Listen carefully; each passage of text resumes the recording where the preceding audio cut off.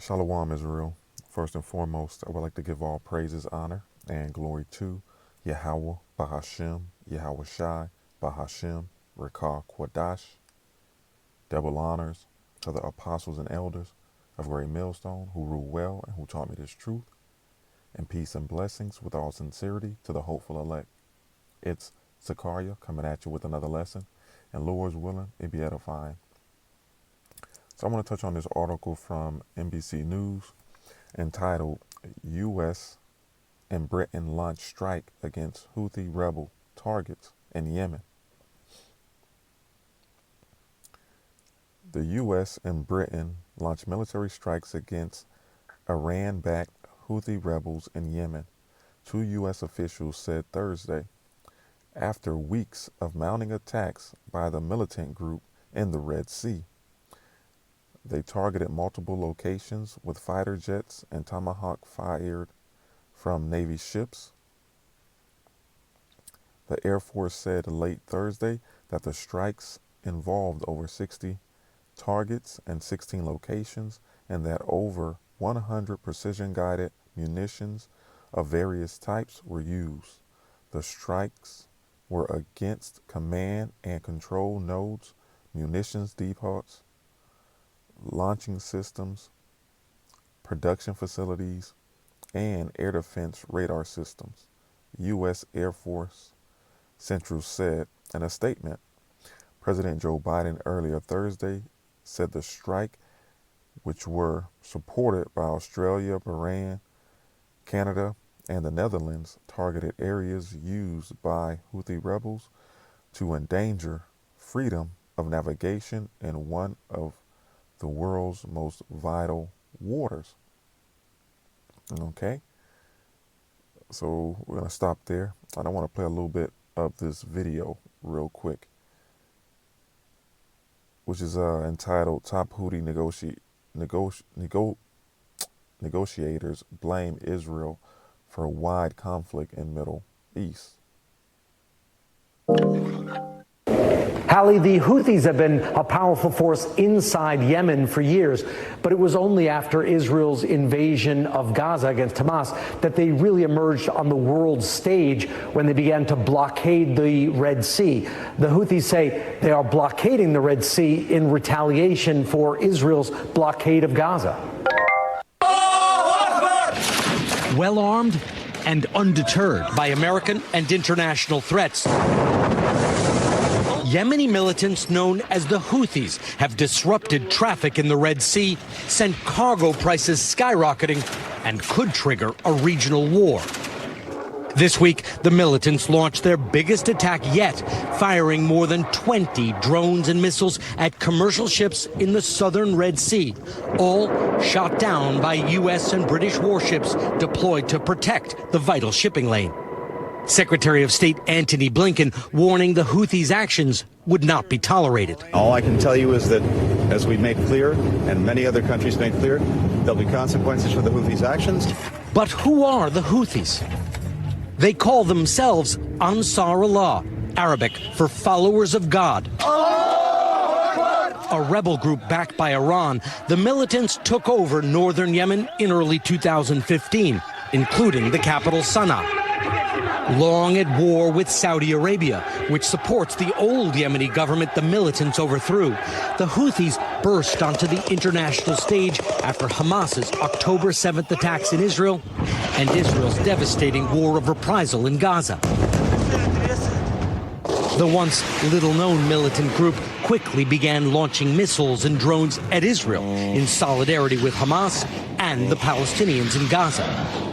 They released highly produced videos of their raids on commercial ships.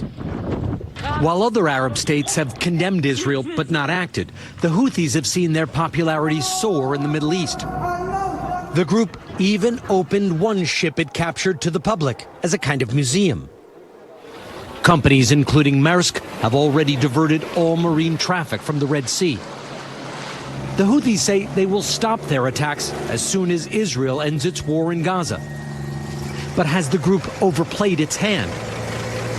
We spoke with Mohammed al-Buhaithi, one of the top Houthi leaders, by video link from the Yemeni capital, Sana'a. Do you really want a war with the United States and other countries right now? لا نريد أي حرب مع أي طرف، ونحن نريد السلام، ولكن السلام العادل وليس السلام الذي تريده أمريكا، لأن أمريكا تريد فرض هيمنتها على المنطقة، ليس فقط على فلسطين. Do you coordinate with Hamas, Hezbollah, Iraqi groups, other, let's call them groups that are supported by Iran? بالتأكيد هناك تنسيق بين دول محور المقاومة، وهذا التنسيق هو في الموجهات العامة وليس في كل التفاصيل. وبالنسبة لنا في اليمن نحن بيننا تنسيق وبين المقاومة الفلسطينية، ولكن في النهاية قرار كل دولة من دول محور المقاومة هو قرار مستقل. By taking on the United States, do you think maybe you've taken on more than you can chew? A fight that is too big for your capacity?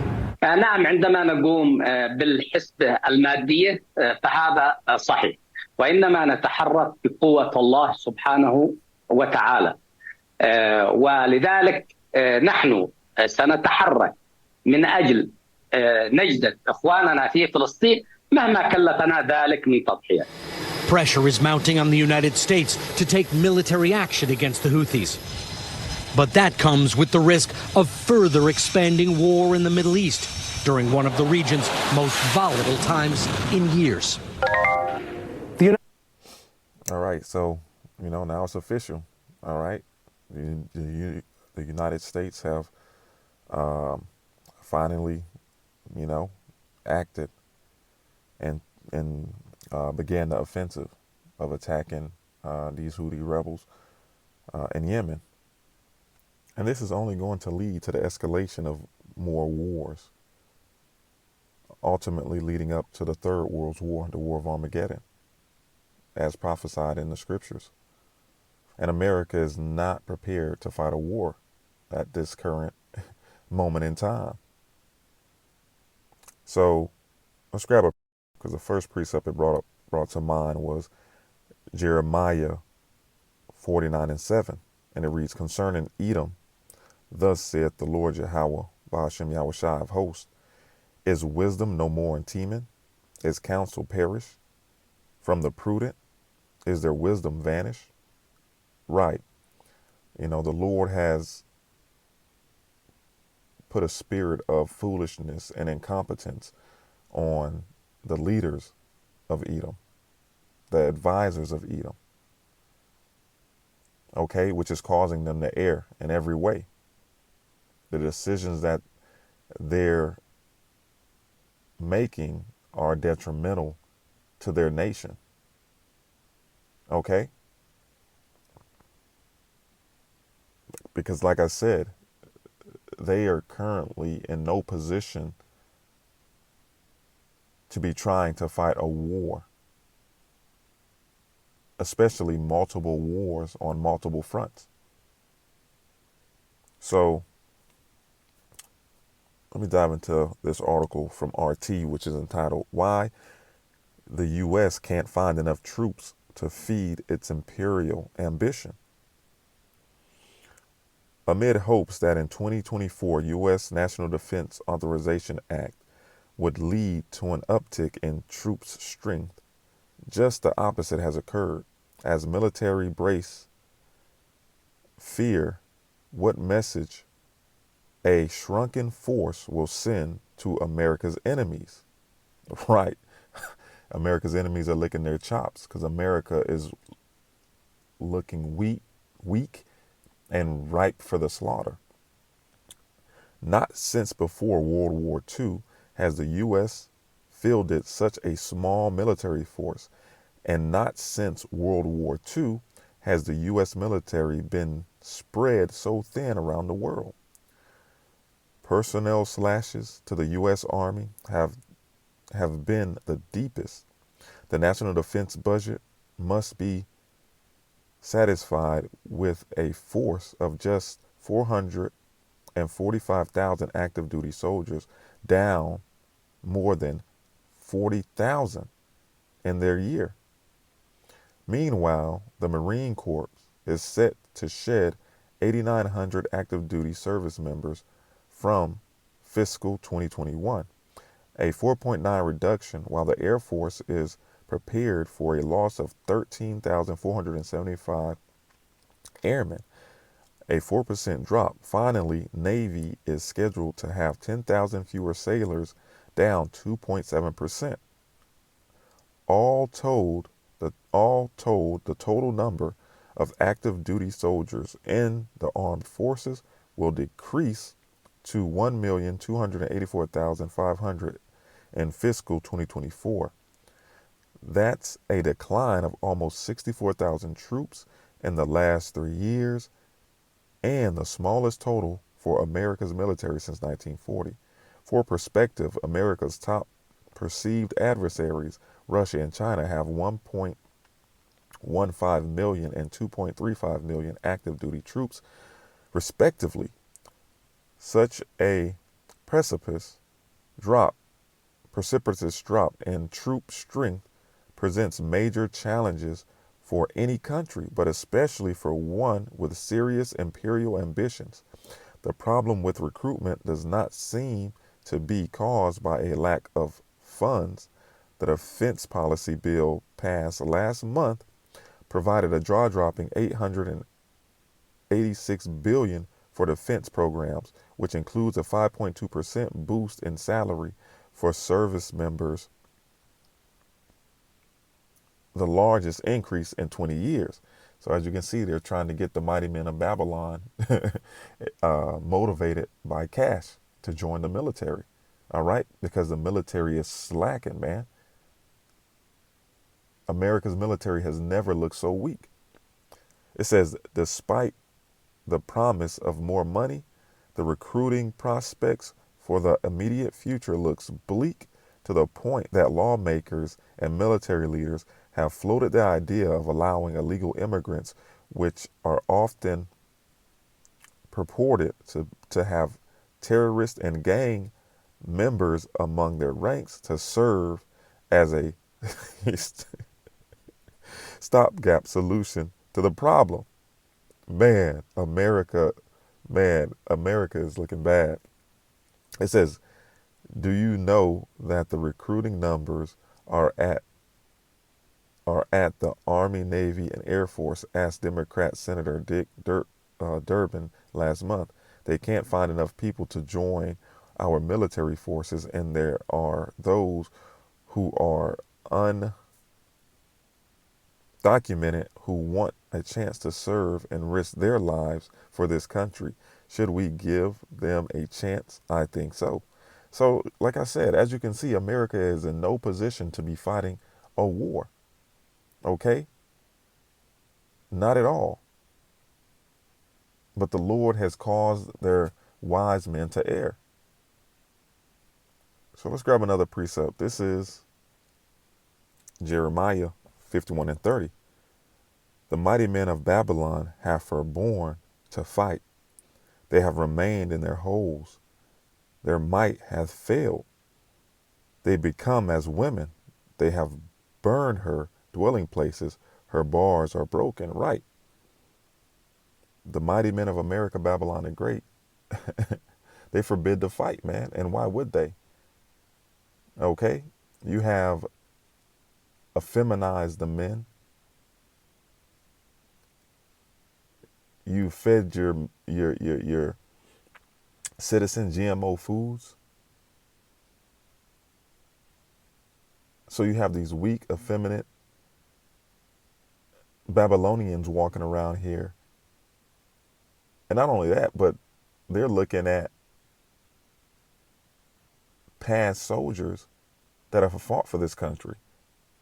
And they're seeing them on the side of roads, under bridges, homeless, bugged out of their minds, on all type of medications. The VA doesn't want to help them. And they're looking like, why would I fight for this country? Patriotism is dead. the kings of Babylon have destroyed their people.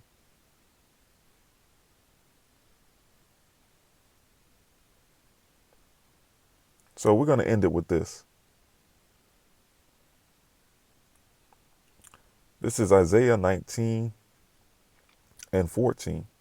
The Lord Yahweh Ba'ashem Yahushai has mingled a perverse spirit in the midst thereof, and they have caused Egypt to err in every work thereof, as a drunken man staggereth in his vomit. Okay? And let's get it in the NLT. Isaiah 19 and 14, the Lord Yahweh Ba'ashem Yahushai has sent a spirit of foolishness on them. So all their suggestions are wrong. They cause Egypt to stagger like a drunk in his vomit. And this is the Lord's doing. And all the decisions that the nation of Edom has made is leading them up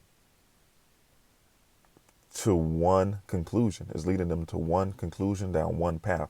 And that's the destruction of America, Babylon the Great in the midst of the Third World War. The Lord has put blinders on this nation, and the Lord has set a trap and a snare for these Edomites. So even though they're not prepared to go to war, and it's plain to see that they will not win a war against Russia, China, and the direction that everything is going is only going to lead to their destruction, they can't see it. Because it's the judgment of the Lord, the Heavenly Father, Yahweh Ba'ashem Yahushai. So, Lord's willing, this was edifying. Shalom, Israel. Wa abad babal.